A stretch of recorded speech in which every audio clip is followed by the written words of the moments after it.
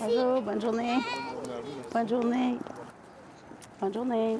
La responsabilité d'un brigadier, ça devrait être une responsabilité partagée par tous les citoyens, que tu aies des enfants ou pas. C'est la Semaine nationale des brigadiers scolaires qui s'amorce aujourd'hui pour souligner le travail de ceux et celles qui sont là pour assurer la sécurité de nos enfants, de vos enfants en fait, autour des écoles primaires.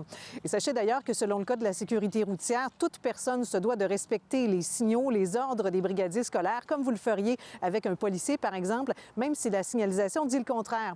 Vous allez l'entendre selon deux brigadières rencontrées plus tôt aujourd'hui. C'est une notion qu'il est nécessaire de rappeler. Des voitures qui passent, même quand on est dans la rue avec le panneau levé, les voitures, dès qu'ils ont une petite chance, ils tournent.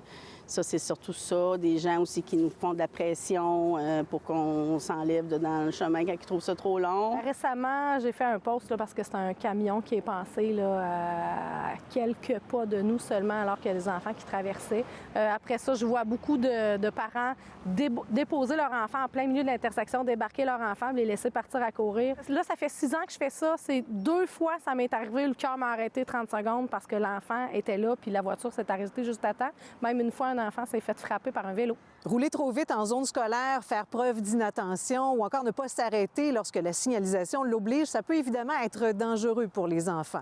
Mais ça peut aussi coûter très cher aux automobilistes. Il y a beaucoup d'infractions au niveau des panneaux d'arrêt, de s'être immobilisé devant la ligne d'arrêt, le respect en fait des panneaux d'arrêt.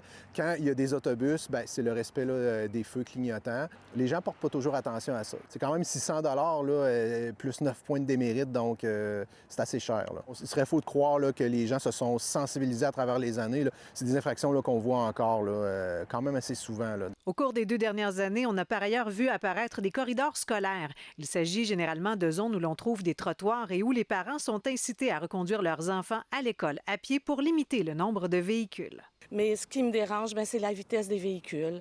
C'est sûr que dans un quartier comme le nôtre, il y a tellement d'enfants. On aimerait beaucoup ça qu'à Lévis, on baisse aussi à 30 km/h quand il y a des maisons puis des enfants. Sachez que les brigadiers scolaires sont des employés payés par la Ville et qu'ils travaillent en collaboration avec le service de police. Ici à Lévis, on en compte une 60aine, dont une 50aine sont à temps plein. À Lévis, Caroline Dumont pour Nouveau Info.